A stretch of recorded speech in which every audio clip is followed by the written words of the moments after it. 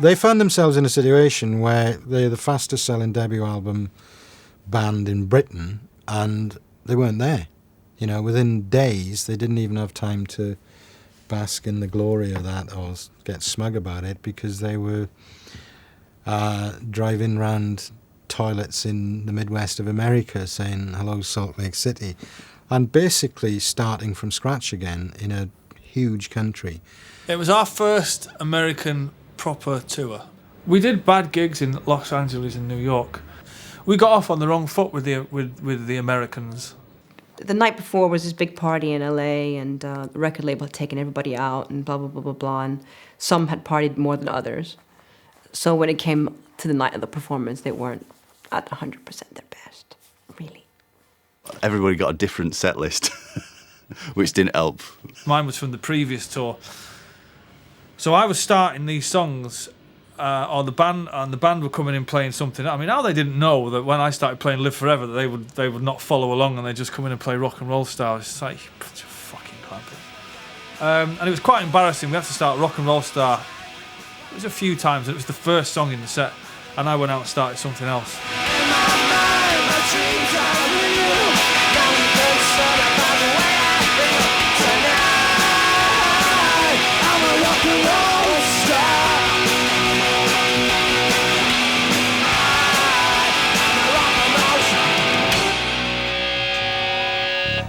Do what I can for you, you know. It was fucking appalling. And Liam was singing. What was he singing in Live Forever? He was changing the words anyway to be quite derogatory to, I think, Americans and maybe to me even, I don't know. Which I found quite, typical of him, you know what I mean? Maybe I don't really want to know how you pick your nose, 'cause I just want to fly. So, in the dressing room afterwards, being the way that I was then, I wouldn't have stood for that. And I think something was said, and a chair might have been thrown across the dressing room. We all ended up going back to the hotel, and I just kept on saying to Mark, I said, oh, Mark, something's not right. I think he's going to disappear. No, it'll be all right. Sleep it off. It'll be fine. Da, da, da, da. I was like, I don't know. I don't think it's right. And he said, why? And he said, well, he's just come to my room and demanded for his passport and money. We fucking blew it that night. And Ringo was there as well, which was even fucking more embarrassing. And by that time, I was probably getting a bit irrational myself, and thought to myself, I'm not fucking standing for this. Knocked on Maggie's door. I don't know what words I used, but I ended up getting the passport and the tour float, and then I went in a huff in a taxi to Los Angeles LAX airport. So, and then the next morning, I knew it. I woke up at like 6:30 and I looked under my door and there was this little white note. And I just knew it. I knew it. Bastard, it's gone.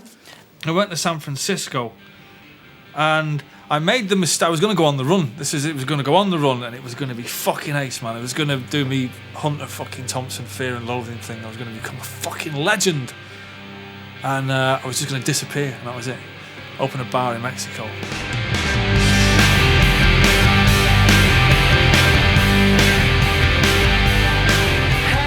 Then from there it was like ensued madness, trying to figure out why he left and da da da da. He got on the plane, disappeared, and we thought, God, that's the end of it, And we tried all means of contacting him, finding him, and when we do find him, who's going to deal with him? It's like, this is the heavy one. Well, the man to do it was Tim Abbott, I get a phone call, 5:30 in the morning. I made the mistake of phoning somebody to let them know I was all right. 5 hours later, I'm in Gatwick, flying out to Los Angeles, and I was there with the clocks going back, what seemed but a trifle. And walked in the hotel, the Mondrian, where me and Alan used to stop a lot, McGee, and tear it up a bit. And I'd always been on there on really high notes, and there was this broken band, this real battered band, and it was like, oh, it's a joke, innit? Where's the chief? And they've gone, no, he's properly fucked off this time. He kind of left without paying his extras, so I went down and paid his extras and had a look at, because the extras printed out what phone numbers he had last rung. So, so me and Marcus did all investigators. we kind of tracked him down. We knew he went back to San Francisco. And out of the blue, Tim Abbott turns up at this flat in San Francisco.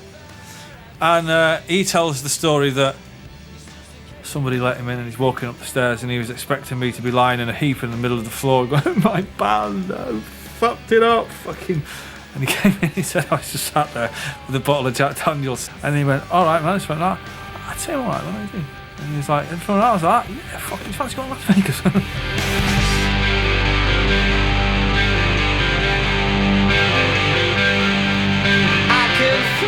Me and Tim were in the Luxor Hotel, which is a full-scale black glass pyramid in the middle of the desert. It's supposed to be it's a scale model of the Great Pyramid in Giza. We were on the 654,000th floor, something. And all the room service people were dressed as pharaohs and all that. Fucking fabulous. And I remember having a really intense conversation, being in the bathroom, turning the water taps on and going, can you fucking get on this, right? We're like fucking 600 floors up. We're in the middle of the desert. There isn't a fucking reservoir for about, reading in a book, you know, there's no reservoir for 10,000 miles.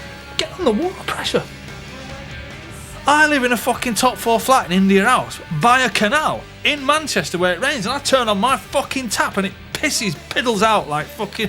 How does that happen? And the pair of us stood around this tap for what seemed like a good half an hour going, innit, do you know what I mean? It's fucking amazing. It's kind of amazing. I think at that point we decided it's probably best if we went back, finished the tour and got the fuck out of America. I'd found out that he were in Vegas and he were all right and he were coming back at some point. So I knew where he was and I knew that, but I've been told not to tell anyone. So I'm up at the pool sunbathing, drinking cocktails, just generally having a good couple of weeks off, you know what I mean? It's like, you know, here we are in LA, sun's out, whoa, and all the rest were proper still sat around, oh, you know, giving it all that.